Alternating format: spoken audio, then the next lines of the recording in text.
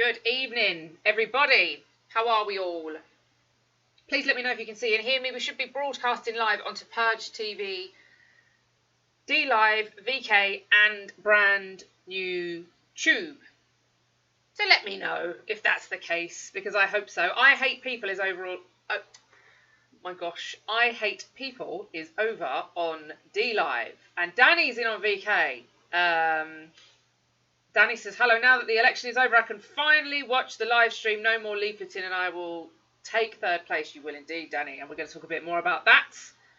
We never did get you on the show. I know you were busy during your campaign, but it would be good to have a little post-election catch-up with Danny. Danny's been hard at work. But, oh, Paul says no sound.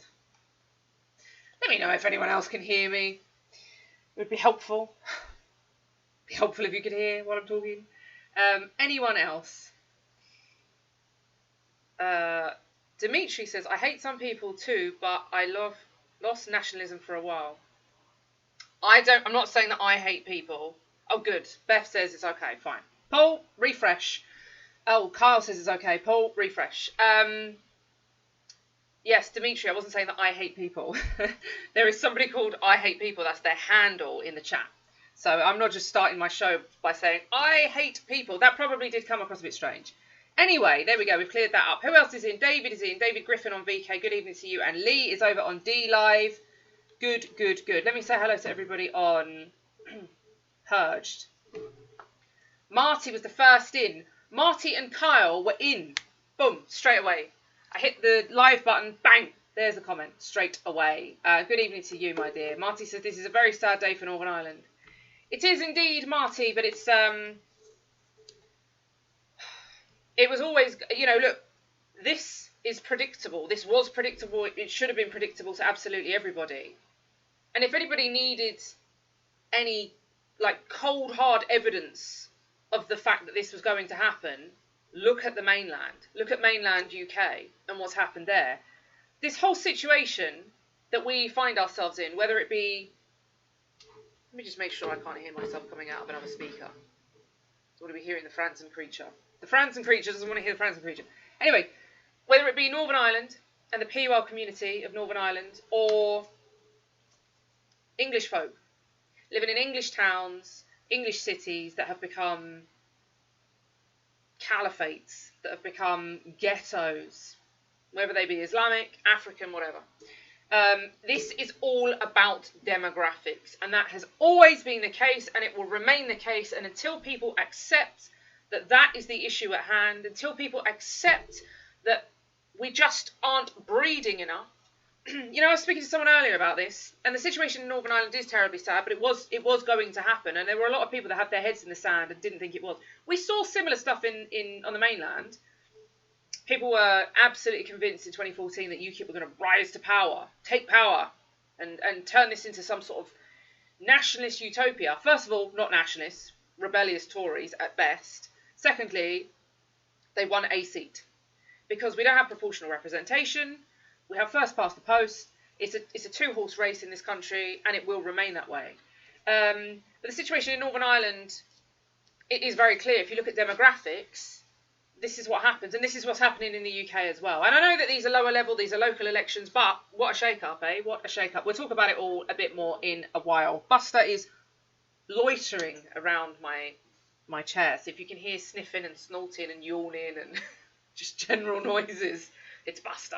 Who else do we have? Kyle's in. Good evening to you, my dear, and to Paul Telford and Margaret. Good evening to you, and Steve FPS is in. Good evening to you, Steve. Charles Hope as well. Good evening, Charles. And Peter and DJ Samuel says bye-bye Boris Johnson. If only, eh? Who else do we have? Billy is in. Good evening, Jada. How did you get on? I know one independent got elected in Wakefield. I didn't stand, but Danny did, so we will let you know shortly. Who else do we have? Yeah, the other Peter's in as well. Who else have we got? Theobald is in. Ulster almost lost because Pros are so stupid they did not breed. We beat the IRA, but they beat us in the bedroom. My gosh, my dog is actually making the most disgusting noises now. So I'm gonna pick him up and bring him on screen. Oh, just so everybody can see the culprit. What are you doing down there, Boise? It's quite a rare moment these days when Buster shows his face, because he doesn't seem to like the camera anymore. He's gone a bit camera shy, but he's actually under the desk making some pretty strange noises. So here we go. We'll keep him on the show for a little while. Yeah, as Theobald said, you know, and this is it, right? This is what it boils down to. Theobald just said, we beat the IRA, but they beat us in the bedroom. Simple. I know that sounds maybe a bit crass, but this is a numbers game. It's as simple as that. It is as simple as that. And I saw a video that Mr. Jim Dawson put out a video before the elections predicting the unimaginable for a lot of people in the PUL community, in the Unionist Loyalist community in Northern Ireland, and saying that basically Sinn Féin are going to soar ahead, and that this is down to the fact that they are just outbreeding us. And he mentioned something that Bobby Sands, many of you know who Bobby Sands is, I'm sure. There was a mural actually on the wall somewhere in Northern Ireland, I'm not entirely sure where, but it's a saying that Bobby Sands came out with, and he said that our revenge will be the laughter of our children. And this is something that he's quoted as saying, and he's like a Republican hero. And as Mr. Dawson pointed out in his video, what he was talking about there is the fact that they're just going to keep breeding and outbreed us. And exactly the same thing was said by Anjem Choudary. Do you remember, I've been saying this for years, but do you remember when Anjem Choudary says, we don't even need to wage jihad. We don't need to wage jihad against you people. We don't need to pick up the sword. We don't need to pick up arms. We don't need that. We just need to outbreed you. So they don't need to bother. Now, don't get me wrong, the Islamic community got it pretty cushy, right? Because we pander to their every need. So it's not really like they're up against it. However, why would they engage in actual warfare? Why would they? When they can simply peacefully outbreed us. They can form ghettos in our country. And there's a parallel here between what's happening on the mainland of the UK with the Islamic community and what's happening in Northern Ireland with the Republican community. Form ghettos, no-go zones for those who aren't part of those communities, and breed. Meanwhile, our population, our people are not breeding. It's a simple numbers game. It is not. It's the least complex situation that we find ourselves in. But for some reason, because people are so easily indoctrinated by this Marxist agenda, which encourages people to refrain from marriage, refrain from children, refrain from anything that's traditional and decent, we're not producing new people. That's it. If we don't keep producing new people, we will cease to exist. It's as simple as that. We know this. We know this with animals. How many times over the years have you seen this animal is going to become extinct because it's not breeding? And there's these attempts by humans to try and get these animals together, what's left of them, the few that are left, and try and get them to breed so that they don't become extinct. If we know that this happens with animal breeds, why would we expect us to survive it? When we're having no children, maybe one child, two people it takes to make a child. And I don't know what the latest statistics are, but the most recent statistics that I studied demographics-wise in this country, we were reproducing at a rate of 1.2 per couple. That is not even replacing the two people that are involved in making that child. It's over. And meanwhile, the Muslims, back when I put these figures out, were pumping out like 5.4 per couple. And they've got 4 wives. It's as simple as that. It's done. It's so cut and dry. And I don't want to make this sound like I'm being flippant, because this involves the future of my nation, my people, my race, all of it, my culture, my heritage, my faith, all of it. All of that. It involves all of that. So I'm not being flippant. But until people get this into their skulls and understand what is required, there's no amount of marching through the streets. There's no amount of protesting. There's no amount of anything, any of it. All of the activities that we engage in as part of the rebellion, they are absolutely fruitless unless we have future generations to continue that battle. Absolutely pointless. No point whatsoever. I'm going to put this hound down now because he's just snoring like a good one. But anyway, I will carry on with this conversation whilst I put him on the floor. But God bless him. He's a good egg. Get down there, you smelly boy. Right, let me say hello to everybody else. Billy's in. Britain was sold down the Swanee years ago. Yeah, absolutely. Weren't they just? Krista Strid is in as well. Good evening to you. We will never win by voting now, Billy says. No, this is true. Paul Telford, love this. Paul says, I've done my bit. 6 kids, 20 grandkids, and 1 great-granddaughter up to now. Paul is literally leading the charge. Anyway, let's get back to the locals, but we're going to talk about something a bit closer to home. We're going to talk about our Danny boy. Danny stood in the local elections, as you know. We put our little email out this morning. No, yesterday morning, sorry, on polling day. Yesterday was polling day. And I saw a few of you say you went out and spoilt your ballot. Well done. Good. Jonathan is in. Good evening to you, my dear. Yeah, good for you. Look, we are not a conventional political party, as many people may have noticed, but if you're new to this stream, you might be wondering why we should be congratulating people on spoiling the ballot.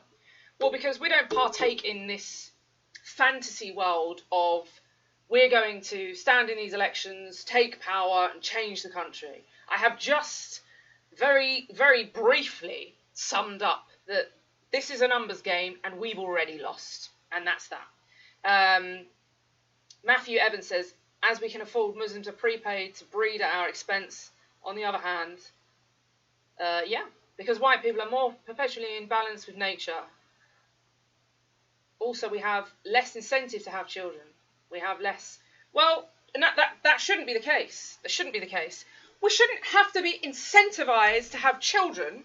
And you said about the Jewish question there, I'm not really sure where that fits into this, but that's probably, well, look, we've covered that on a million shows, but we shouldn't have to be incentivized. This is the thing. If you want to go back to the origins of this whole thing, the Kalergi plan, all of this Marxist propaganda, if you want to go back to it, we know that there was an actual, a tangible, a real ploy to destroy the white race, the white people, the indigenous people of these islands. We know that.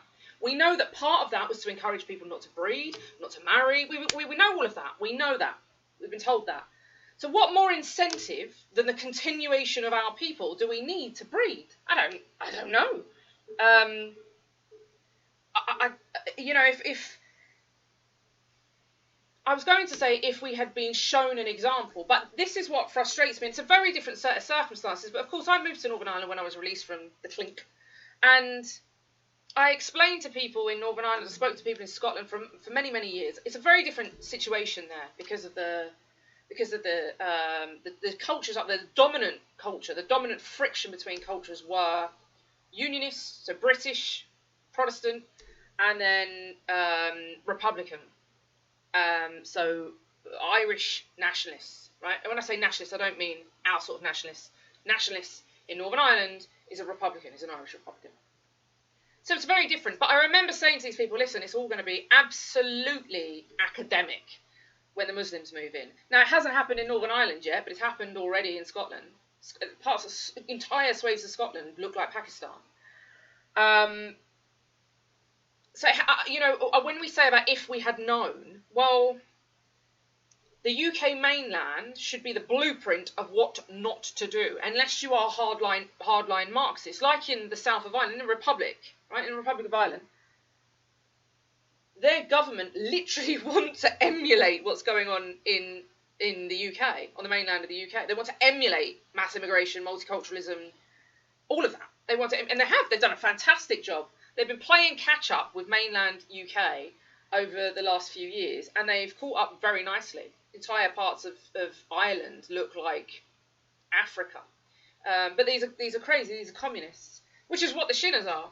Right, we need to remember that. But anyway, closer to home, Danny was standing. Let me see if I've got a picture of Danny. There we go, Danny was standing now. So I've got some stats for you here. Let me pull them up. Let me pull them up and let you know. Where are we? Gosh, so many messages in today. So many messages. Okay, so Danny was standing up in Barnsley, of course, and he actually really did a fantastic job in his campaign. Danny has done a lot of campaigning with me in the past, in some of the by-elections that I've stood in. And we were hoping to wage a big British Freedom Party local election offensive, stand people in as many seats as possible, and just wreak havoc. And then the Electoral Commission said, we're not registering you. And it was actually Danny himself that said, I'm not surprised at that at all, because that's what they do. But anyway, I've seen Danny in action, and he's like a machine. He is genuinely like a machine. The man has been canvassing the streets, speaking, knocking doors, distributing leaflets. He's had his magnets on the side of his car. He's been upsetting people. People were upset that he wears a flat cap. You know, these lefties get upset about everything. They got upset about his flat cap. I love Danny's flat cap. Anyway, there you go. There's Danny. So let me read you some of the stats. This is superb. Well, this is really, really good. This is going to ruffle some feathers, let me tell you. Danny came third to 398 votes. Now, let me just give you some of the other stats here, just to put that into context. So, of course, we're talking about a Labour stronghold here. So Labour won with 1,200 votes, right? Now, obviously, local elections, the turnout is remarkably lower than like a general election. Always has been the case. And I'll talk about that a bit more in a minute. But, so Labour won the seat with 1,200 votes. And the Tories came in second with 615. Danny stood as an independent, couldn't stand under the British Freedom Party because they wouldn't. The Electoral Commission said they won't register us. Surprise, surprise. But we're not leaving it there. We're fighting them. But Danny stood as an independent, waged this crusade in the ward, handed out leaflets everywhere possible, spoke to people, knocked on doors. On polling day was there at the polling stations, did a fantastic job, and got 398 votes. So 2 shy of 400. That's a couple of hundred behind the Tories. That's quite remarkable. That really is. It's quite remarkable. So I just want to say a massive well done, because it was a really great effort. And I don't think I've got a picture of it on this screen. I had it on Monday. But those of you you'll have seen the leaflet, because we shared the leaflet with you all. I'll show you the image this image here that we used for our Southend West. I'm getting my by-elections confused here. We used this leaflet for our Southend West by-election, and said they partied while we suffered. Danny used this image, and he used another image of Keir Starmer, Beergate, having a beer, and basically said on his leaflets, don't vote for these people. They hate you all. They're only concerned with themselves, which is true. Vote for Danny. And just shy of 400 people did. And that is just 200 behind the Tories, the party that are currently in government. I think it's remarkable. I think it's brilliant. They will be seething. They will be seething. Because imagine if Danny hadn't put the leaflet. And the thing is, they'll know what's on that leaflet. These people are on the ground constantly like bloodhounds. So they will know what was on Danny's leaflet. And what was on Danny's leaflet was basically slamming the Tories and Labour, all the old gang, and saying, don't vote for these people. That's not, and Danny said, look, don't stay in your house. Vote for me. As a protest, vote for me. Don't vote for these people. Get out and vote for Danny. And just shy of 400 did. So, well done, Danny. Excellent job. I do like it. Oh, and of course, he beat the Lib Dems, who are utter crackpots. Utter crackpots. Oh, yeah, here we go. So he beat the Lib Dems. They came fourth behind him. And the Trade Unionist Socialist Party came fifth. Oh, what a shame. So he beat the Trade Unionist Socialists and the Lib Dems. And I'm just going to say, everybody's saying, well done, Danny, in case you can't see all the comments. Excellent job, like, really, really good. And it makes me smile, as you can see, like, I am like a Cheshire cat. It makes me smile when I know that one of our dedicated members and activists has upset the old gang parties. It makes me smile knowing that Danny has upset the Tories, because he will have upset the Tories. He's basically nicked 400 votes. Probably some either way, because the leaflet was also having a dig at Labour. So there will have been some either way. But if I had to hazard a guess, from my experience, I'm going to say that he nicked a lot of votes there from the Tories. And we managed to do the same. In the Southend West by-election, we told people to spoil the ballot, and they went out and they did it. And if you look at the scale, like I say, there are far fewer people that go out and vote in local elections. It's just the case. Far fewer people. So if you look at the numbers, you might think, oh, 400, 600, these sound like low numbers. Yeah. But think of them comparably. 1,200 was the winning number of votes. 600 was the runner-up. And Danny was just under 400. I'm happy. I'm happy. And Danny, you should be too, mate. Well done. Upsetting the Tories is what we're all about. Upsetting all of them. I don't like any of them. Do not like any of them. But there we go. Right, speaking of which, let me talk to you. I need to turn my chair around. I've kind of got myself in a strange angle. There you go. I've got the dog right under my chair now. Speaking of which, let me talk to you about all those that we don't like. I'm going to say something here, and this is going to sound really bad. And I don't want this to be taken as something like really shallow and... But genuinely, I had a conversation with someone the other day. I had a conversation with a guy the other day, right? A gentleman. And I don't even know how we got onto this, but it was all about, you know, Angela Rayner. Angela Rayner's at it, right? So we had all that carry on with her crossing her legs and all the rest of it. I don't know how much of you are aware of what went on there. But Angela Rayner started that whole rumour herself. Do you remember they ran a story in the Daily Mail, and then the Speaker of the House was summoning the editor of the Daily Mail to the House? Do you remember all of this? And they said, no, we respectfully decline. I don't like the Daily Mail, by the way. Trash rag. But the Daily Mail reported a story about Angela Rayner crossing and uncrossing her legs whilst Boris Johnson was speaking. And it was alleged that this might be distracting the Prime Minister, although, whatever. I think we're adult enough to focus, but whatever. Anyway, there was a big hoo-ha. Big hoo-ha. All the feminazis came out in full saying, this is outrageous, this is misogyny, this is just indicative of everything that's wrong with society these days. This poor woman can't even cross and uncross her legs 26 times in so many minutes.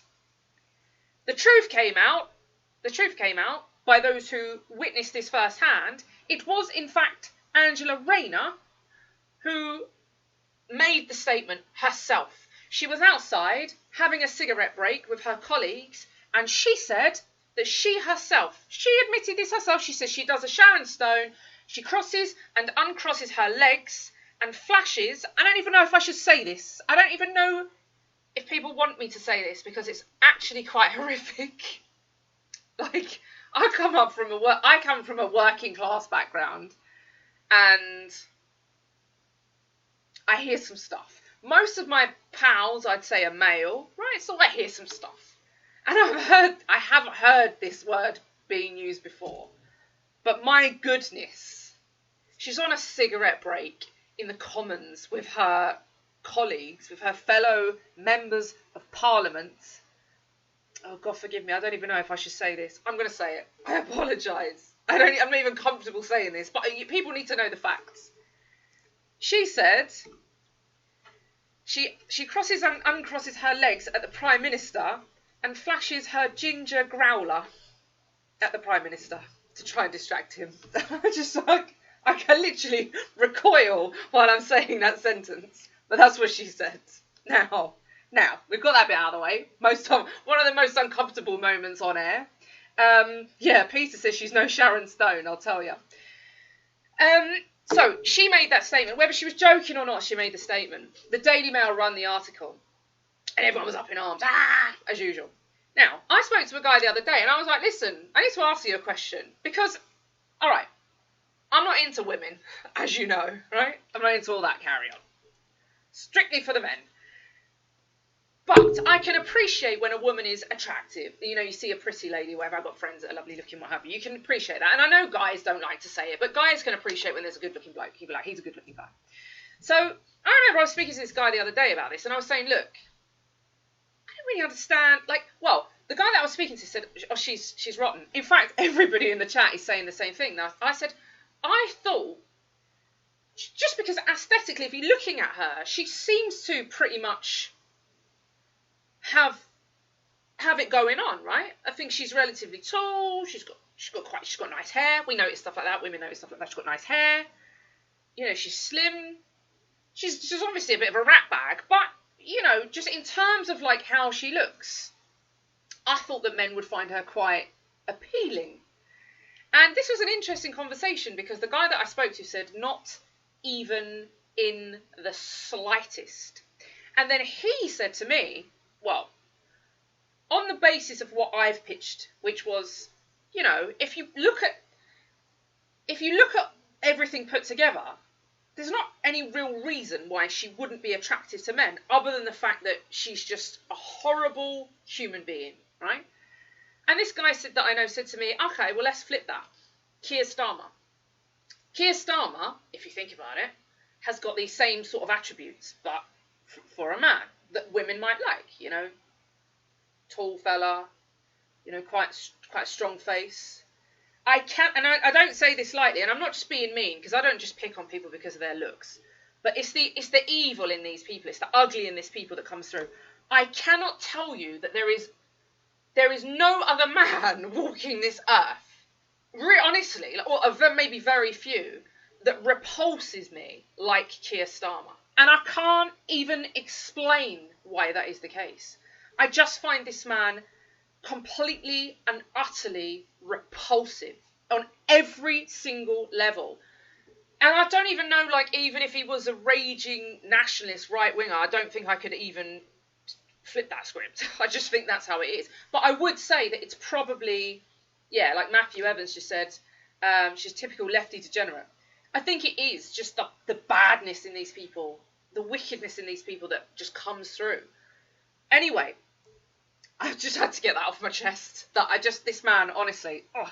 But I'm going to show you some videos of Keir Starmer. So, the headlines are in, and Keir Starmer is now going to be investigated. So the police said they were not going to investigate Labour leader Keir Starmer for having a beer, for Beergate. That's what it's been called now. We had Partygate with the Tories. We've now got Beergate with Labour and Keir Starmer. And the police force, Durham police force, said we're not going to investigate. We're satisfied that there's no need for an investigation. And then the pressure mounted. And then the people that delivered the takeaway to the MP's office let the cat out of the bag, that there were like 30 other people there. The takeaway was £200, and it wasn't just some working lunch. It was 10 p.m. There was booze on site.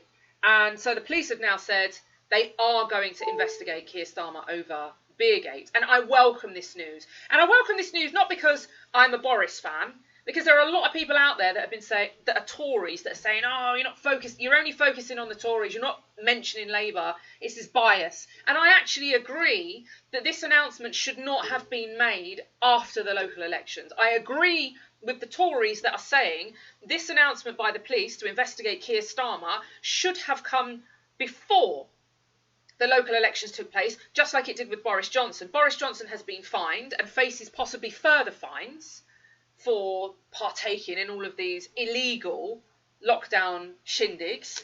And good.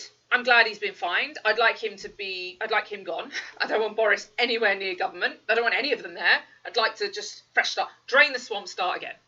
But I certainly don't see why that should have happened to the Tories, and Labour should have glided through the locals, and then the day after polling day, the police come out and say we're going to investigate them. Now, as I say, I'm no fan of the Tories. We ran an entire campaign in Southend West telling people to spoil the ballot because these people partied while we suffered. They locked us in our homes whilst they partied on a regular basis, and I told people to spoil the ballot. So this isn't me here defending the Tories, but I'm pleased to see that Labour are being investigated. Because no matter what, it was an absolute outrage. And I don't care whether they're claiming this was a working dinner. As Keir Starmer himself pointed out, there were people who were locked in their homes and they endured the lockdown. They stuck to the rules, they abided by the rules. And here's some of what Keir Starmer had to say about Boris when he was under investigation. Take a look at this. The Prime Minister repeatedly assured the House that the guidance was followed and the rules were followed. But we now know that 12 cases have reached the threshold for criminal investigation, which I remind the House means that there is evidence of serious and flagrant breaches of lockdown, including the party on the 20th of May 2020, which we know the Prime Minister attended, and the party on the 13th of November 2020 in the Prime Minister's flat. There can be no doubt that the Prime Minister himself is now subject to criminal investigation. The Prime Minister must keep his promise to publish Sue Gray's report in full when it is available. But it is already clear that the report discloses the most damning conclusion possible. Over the last 2 years, the British public have been asked to make the most heart-wrenching sacrifices. A collective trauma, endured by all, enjoyed by none. Funerals have been missed, dying relatives unvisited. Every family has been marked by what we've been through. And revelations about the Prime Minister's behaviour have forced us all to rethink and relive those darkest moments. Many have been overcome by rage, by grief, and even guilt. Guilt that because they stuck to the law, they did not see their parents one last time. Guilt that because they didn't bend the rules, their children went months without seeing friends. Guilt that because they did as they were asked, they didn't go and visit lonely relatives. But people shouldn't feel guilty. They should feel pride in themselves and their country, because by abiding by those rules, they've saved the lives of people they will probably never meet. They have shown the deep public spirit and the love and respect for others that has always characterised this nation at its best. Our national story about COVID is one of a people that stood up when they were tested. But that will be forever tainted by the behaviour of this Conservative Prime Minister. Margaret Thatcher once said, "The first duty of government is to uphold the law. If it tries to bob and weave and duck around that duty when it's inconvenient, then so will the governed." Mr. Speaker, to govern this country is an honour, not a birthright. It is an act of service to the British people, not the keys to a court to parade to your friends. It requires honesty, integrity, and moral authority. Now, aside from the fact that that man has quite possibly got the most irritating voice on the planet, I am pleased that Ms. Rayner was not flashing anything inappropriate. Because I don't think I could cope with that. I need to have my dinner shortly after this. So, small mercies. But anyway, there's Keir Starmer pontificating about Boris Johnson. And I am certainly no Boris Johnson fan, as many of you will know. I am not a fan of any of them. They are all corrupt. They are all self-serving. I would drain the swamp and start again. They are all up to their neck in deceit, in lies, in greed. These people are not to be trusted. They care nothing about any of us. And even those pertaining to be heroes of the working class, like the Labour Party pertain to be, they themselves are behaving like the elite. Angela Rayner with her expenses, Sir Keir Starmer with his double standards, and here he is, condemning the Prime Minister for his repeated breach of his own rules. And here's the point, ladies and gents. You know, this is why I'm so bothered about this. They set the rules. I didn't adhere to lockdown rules. I didn't. Genuinely, I didn't adhere to them. And I've got no problem saying that, because I didn't agree with them. So I didn't adhere to them. I didn't set them. I didn't inflict this tyranny on people. I didn't force people to die alone. I didn't force people away from their families.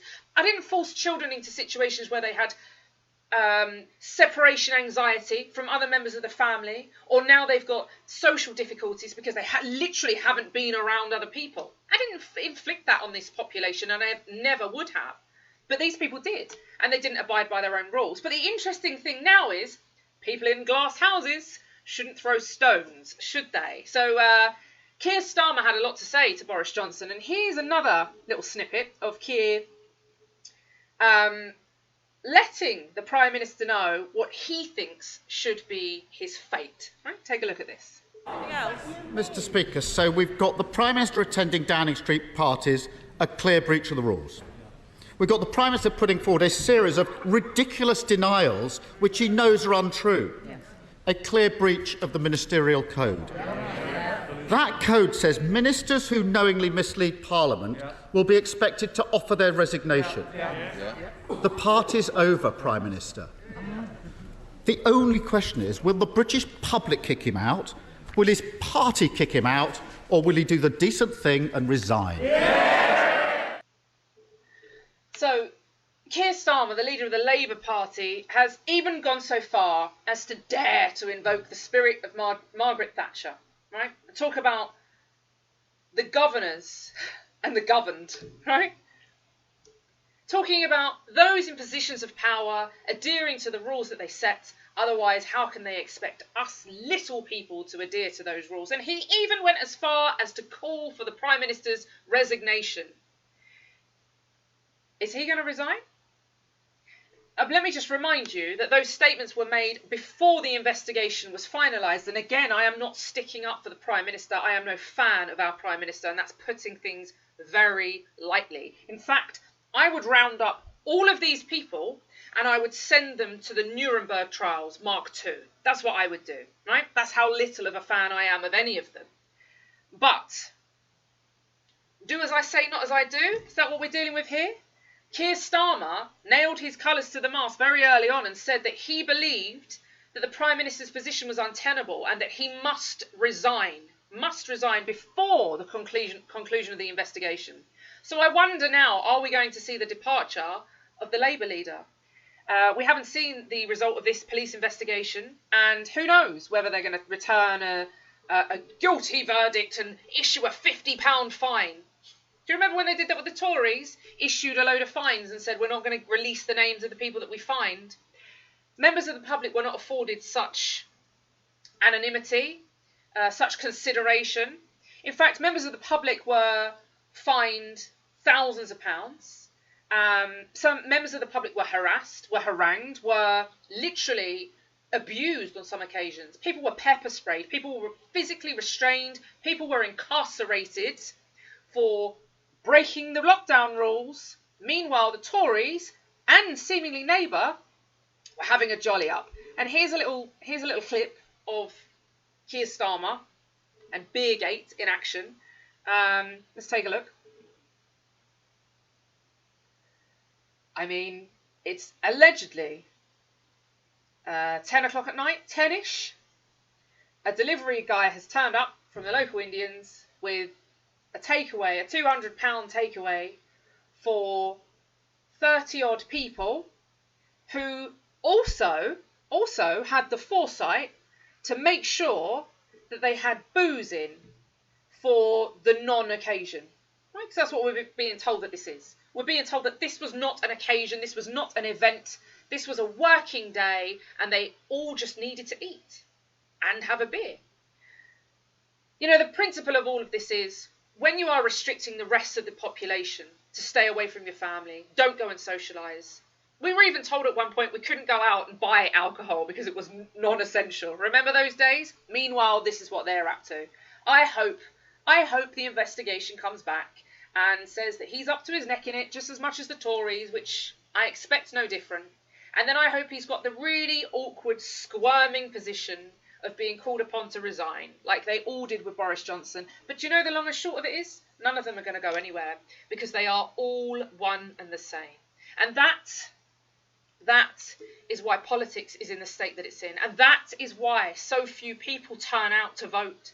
It's because they know that they are voting for just a different side of the same coin. They know that these people are self-serving. They know that these people are corrupt. They know that these people do not care one iota about any of us. They don't give a monkeys about your kids, your grandkids. They don't care about our situation. They care about themselves. I don't even think these people care about their own children. I think they care about themselves in the moment, lining their own pockets and stuffing their own greedy faces. And I would love to see them all fall flat on their faces. I really would.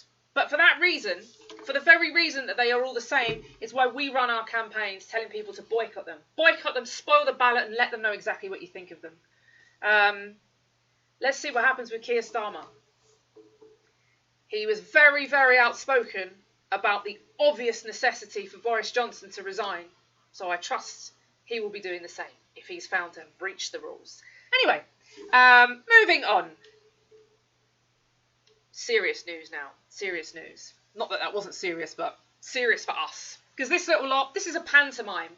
This is a pantomime in the Commons. This is game playing in the Commons. This is, oh, let's investigate them, shall we? And then it will go to some internal investigation, and we're paying for all of this, and someone will be chums, and then something else will happen, and it'll all get blown over. So let's focus on what we're doing, shall we? And what we're doing is exposing paedophiles. That's what we're doing. Finally, right? Finally, this is outrageous. Have I got a picture of this cretin? Yes, I have. Finally, this week, this absolute oxygen thief has resigned from his position as the Member of Parliament for Wakefield. For those of you who are not familiar with this piece of dirt, his name is Imran Ahmed Khan. He was the Tory MP, Conservative MP for Wakefield. He, last month, several weeks ago now, was convicted of molesting a child, yes, paedophile, another paedophile in government, another elected official, touching our children, groping children, molesting children, another one. He's a homosexual Muslim, which meant he thought he should have been afforded anonymity and protection during his trial, because it's not okay for Muslims to be homosexual. Never mind the fact that he was groping a child. But anyway, the court found him guilty, and he was convicted of molesting a 15-year-old boy that he plied with alcohol and then tried to show pornography to, and then started sexually assaulting. I cannot tell you the venom that I have towards these people. I have worked for years and years and years on end, and I will continue to do so, with victims of grooming gangs and abuse. And it makes me feel sick to my stomach that these pieces of trash are elected officials. These people are abusing their positions of authority, and it is rife. It is rife in the British establishment. And when the Wakefield by-election came about, well, it came about in that very way. Imran Ahmed Khan was found guilty of molesting a child. He was not going to resign as the Member of Parliament for Wakefield, but for the fact that everybody kicked up, including the British Freedom Party. He resigned. He announced his resignation, but the sneaky, dirty paedophile wasn't content with resigning and apologising to his victim. He has offered no remorse to his victim. Not a shred of remorse has he offered to the victim, his 15-year-old child victim of sexual abuse. No remorse whatsoever. What he has done, announced that he was resigning, and then held off and stalled his formal resignation. To formally resign, there are some procedural things that need to be done, but generally it can be done immediately, and we have seen that. We have seen people resign, and that has been announced immediately, it's been accepted immediately. So this wasn't a formality that has to take several weeks. He deliberately, in my opinion, stalled his formal resignation, and by doing so, received a full month's pay last month, taxpayer funded. You and I paid that nonce a full month's salary out of our money. We get up in the morning, we go to work, right? We paid his full month's salary because he delayed resigning in the same month that he had been convicted of molesting a 15-year-old child. And there have been other accounts of abuse that have come out about this disgusting, vile subhuman. So, now that he has formally resigned this week, at last, a by-election is officially going to take place. And of course, the local elections, polling day was yesterday, the local elections are done and dusted. And our Danny did well. So now we have to move forward with this election campaign for Wakefield. And we need to really shake a leg. We really need to shake a leg, because the thing is, I've just put a link up. The thing is, the Tories have a habit of calling these by-elections very, very quickly, because it scuppers everyone else's chances of standing. So the more notice that people have got, the more people that can come forward and say, okay, I'm going to stand. Because in order to stand in a by-election, there are procedures, there's paperwork. You guys know this. Many of you have been with me and done the paperwork and gone and got the signatures. You have to go and get nomination signatures. You've got to give addresses. You've got to register, all of that. You have to raise the funds. Then you've got to produce all the literature. You've got to pay for it, all of it. It's a big effort, and it costs a lot of money. But the rewards can be fantastic. The last few by-elections that we've stood in, we could not have paid for the publicity that we got. We just couldn't have. It was insane. It was absolutely insane. And even afterwards, this was probably, I don't know, I liked them all. I liked the one in Scotland because we chased Nicola Sturgeon down the street, and that was good fun. Right? Definitely chasing Nicola Sturgeon, calling her a Marxist. Probably one of the highlights of all of our campaign so far. But do you remember we stood in Batley and Spen, and the church came out, the church leaders came out and condemned us. In Southend West, it was all over the headlines that there was an unprecedented number of people that spoilt the ballot. So every single time we stand, we ruffle feathers. And that was the point. And that is the point. It remains the point. But we can only do that if we're ready, and we need to get ready quick. Because if they call this by-election, if they come out tomorrow and call the by-election, they can call it within a few days. Like, they can call the deadline within a few days, which means you haven't got long to get up there, get the signatures, get them lodged, raise the funds, produce the literature. And we're already working on literature, but we need to get it into production. What we want to do, and we're working in the background. Don't think that we're just sitting here waiting for it to just be sprung on us. Obviously, we're working in the background, but we've already made contact with the relevant authorities to indicate my intention to stand in this by-election. What we would like to do is we would like to do a full leaflet drop in the constituency like we do in all the other ones. And we're going to make it very anti-establishment. We're basically going to use this opportunity, but given the circumstances in this constituency, given the circumstances around this absolute piece of trash and this culture, this growing culture of people grooming and raping and sexually exploiting children, you've no idea. And I don't want to sound patronising, because I genuinely believe that you don't know. I'm not saying that because I'm like the all-knowing one, but I think you will be shocked when we produce. We're not even going to be able to fit all of these people into one piece of literature. That is how bad this situation is. This ranges from councillors to members of parliament to judges to lords, you name it. Throughout the establishment, it is riddled with paedophilia, with perverts, with degenerates. We are using this election, this by-election, to expose them all. Just blow the lid off of all of them. Now probably going to face a fair amount of backlash for this. And I've given this some thought. It's quite usual for me to get backlash when we stand in by-elections. That's not a new thing. I do think that this one might have a little bit of an extra bit of spice to it, let's say. I think there might be an extra kick to the amount of backlash that I personally get from the establishment on this, because they don't want us going after them and exposing them. But I don't care what they want, because they don't care what we want. We elect them to represent us, and they don't represent us. They mug us off.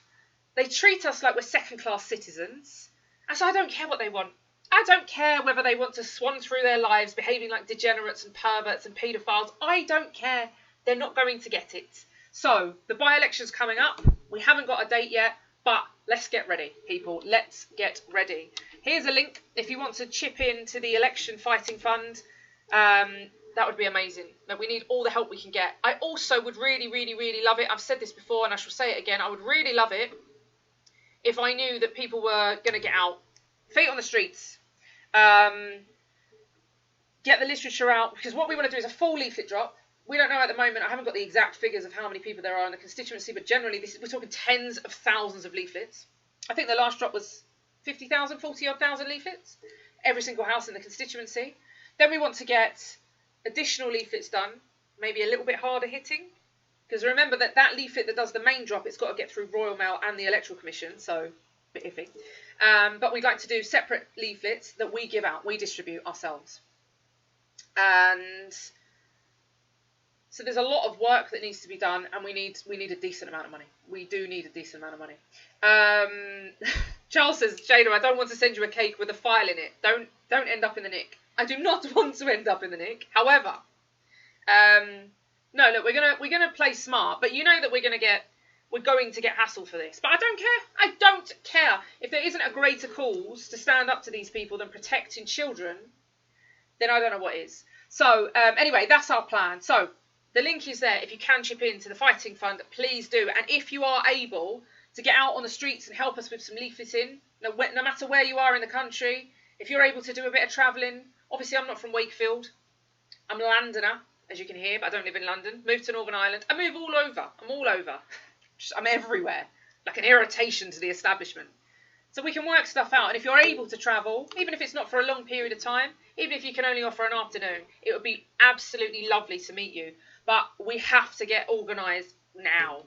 Because if they spring this on us, we're not going to have time to say, oh, we can meet so-and-so on this date, so-and-so on that date. So we need to really need to get organised. So please do get in touch if you can.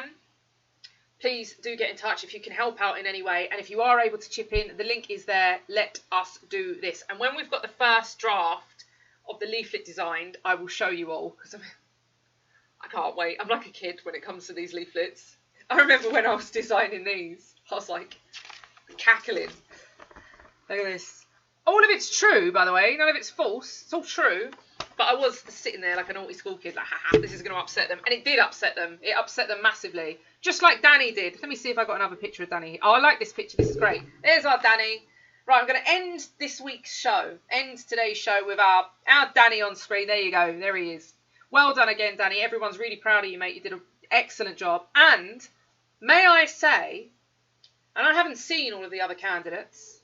So there we go. There's Danny in his finery. I didn't see all the other candidates. But I am certain that none of them looked as dapper as ours. Now, I know he was standing as an independent, but he is ours. He's our Danny. Sir, there you go. Lee Cushman says, Sir Danny, bravo.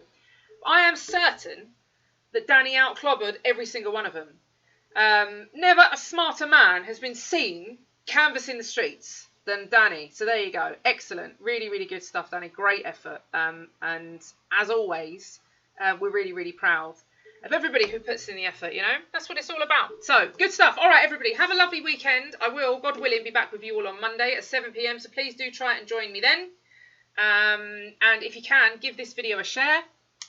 If you haven't signed up to our mailing list, get onto BritishFreedomParty.com. On the front screen, on the home page, you will see the option to enter your email address and sign up to our mailing list. Please do that. Stay in touch and we'll stay in touch with you and keep you informed about all the goings-ons and all the excitement and all of that. Right, everyone, stay safe, stay sane. God bless. I will see you all on Monday.